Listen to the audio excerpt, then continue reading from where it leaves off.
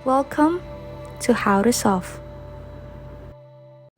For today's video, I'm gonna show you how to deactivate SOS on your iPhone. So to deactivate SOS mode on iPhone, follow these steps.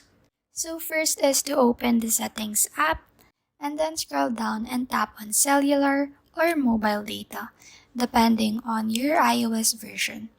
So look for Cellular Data Options or Mobile Data Options section and tap on it. Then, locate the Enable LTE or Voice and Data, and then just tap on it. You may see several options such as Off, Voice and Data, or LTE. Choose Voice and Data or LTE to enable normal cellular functions. And then exit the Settings app by pressing the Home button or using the swipe up gesture, depending on your iPhone model.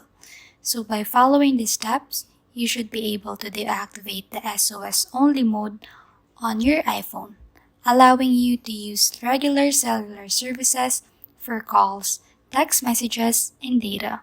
Keep in mind that the options and labels may vary slightly depending on your iOS version and carrier settings.